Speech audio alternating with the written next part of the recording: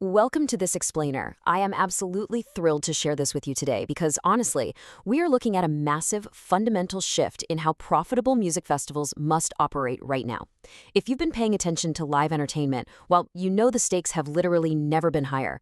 Today, we're breaking down the definitive 2026 Festival Playbook.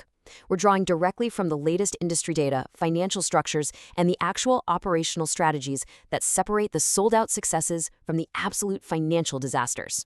$19.7 billion. That is the staggering projection for the U.S. live music industry by 2026. It's booming, for sure. But, a bigger market means way more festivals, much fiercer competition, and a razor-thin line between those sold-out successes and total financial ruin. Which brings us to a really massive paradox. If the industry is booming, why are so many festivals going bankrupt? It's a provocative question, right? Over the last 18 months, we've seen this unprecedented wave of cancellations, mostly driven by soaring costs and really weak sales. The money is definitely out there, but it just isn't flowing to everyone. Okay, let's dive right into this. The old playbook, dropping a lineup poster, throwing up a Facebook event, running cash at the bar, and basically just hoping for the best, is completely dead. Today's successful festivals are running a totally new playbook.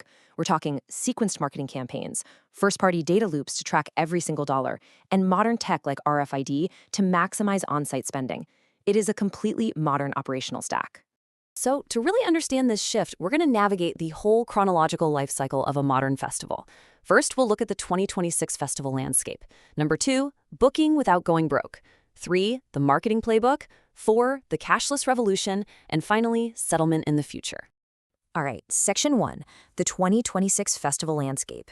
Let's define the harsh realities of the current ticket-buying audience, because honestly, they're probably not who you think they are.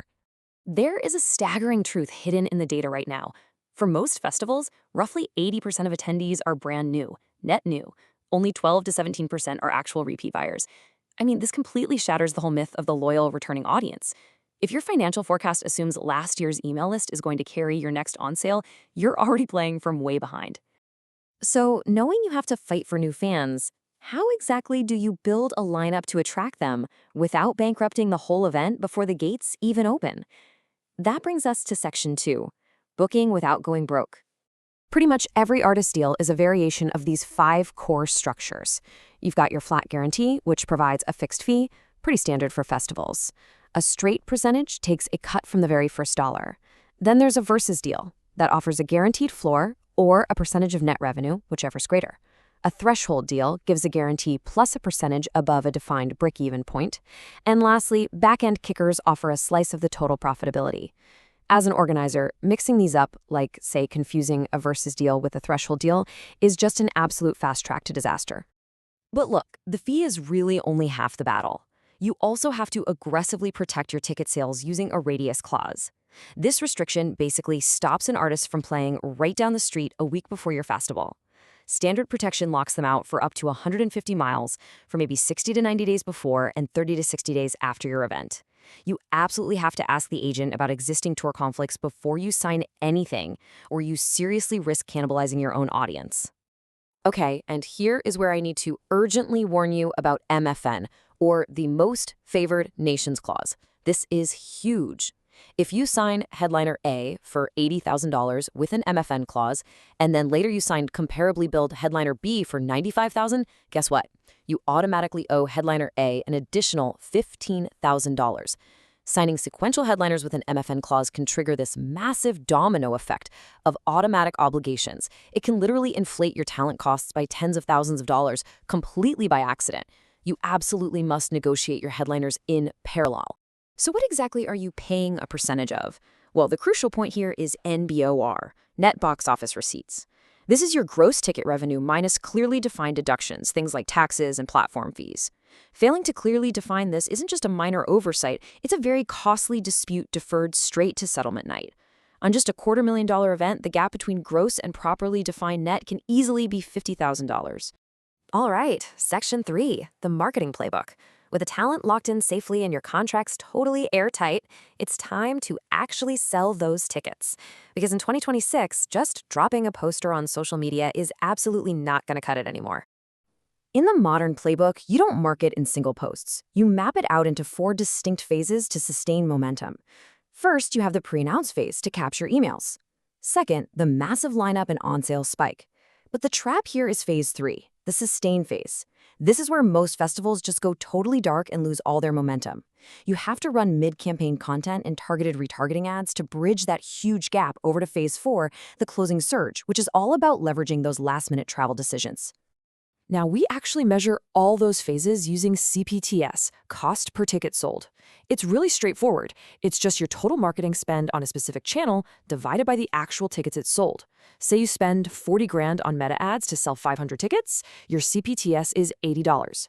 You need to calculate this constantly across TikTok, Google, influencers, and then ruthlessly reallocate your budget to the winners mid-campaign. There's a saying in the industry right now that goes, if your marketing system can't tie ad spend to ticket revenue per channel, you're not marketing, you're guessing. I mean, it hits the nail right on the head. With recent privacy changes basically breaking clean digital tracking, successful festivals have had to adapt. They're building their own first-party data systems. Think pre-registration lists, tagged campaigns, custom lookalike audiences. You just have to close that data loop yourself nowadays. Moving on to Section 4, the cashless revolution. Let's see how all this builds up to your overall execution. Your tickets are sold, the gates are finally opening, and it is time to execute on-site. When you're evaluating on-site payments, offline capability is literally everything. Mobile wallets are great, they're super fast, but they have zero offline support, which is an absolute disaster at crowded outdoor events where cell networks notoriously just crash. RFID wristbands remain the absolute gold standard here. Why? Because they process offline almost instantly, ensuring your vendors never ever have to turn away a paying fan. And the financial impact of that sheer speed is just staggering. The old way meant 15 to 30-second cash transactions. The new way? Under 3 seconds with contactless RFID. When you eliminate the friction of counting out bills and fumbling for exact change, people simply buy more. They grab that second drink, they impulse buy that extra t-shirt. Faster throughput fundamentally drives up your per-attendee spending, while at the same time solving massive logistical headaches around cash security. It's a real game changer. But hey, you can't just flip a digital switch and totally alienate your cash-carrying fans, right? You absolutely must have top-up stations. Attendees who still prefer physical cash can just hand it to a teller in exchange for digital credit right on their wristband. It maintains a perfectly frictionless system at the actual point of sale without rejecting a single customer. Everyone wins. Which brings us to the final stage of the life cycle. The festival is over, the attendees have all gone home, and we reach Section 5, Settlement and the Future. At the end of the day, an event is only truly a success if you can quickly and accurately prove it. Your vital operations software really must link all of that marketing spend and on-site data directly to your net profit per show. You need real-time sales visibility to pivot when necessary, immediate financial tracking so you aren't doing math on a spreadsheet 2 weeks later, and unified calendar and offer management. Simply put, your systems have to talk to each other. So that leaves us with one final critical thought to ponder. Is your festival relying on a proven, data-driven operating system, or are you just guessing? Because the 2026 landscape absolutely does not forgive guesswork. By adopting this modern playbook, you actually take control of your profitability. Think about how you can implement these operational shifts right now, today. Thank you so much for joining me for this explainer, and I really can't wait to see how you put all this data to work.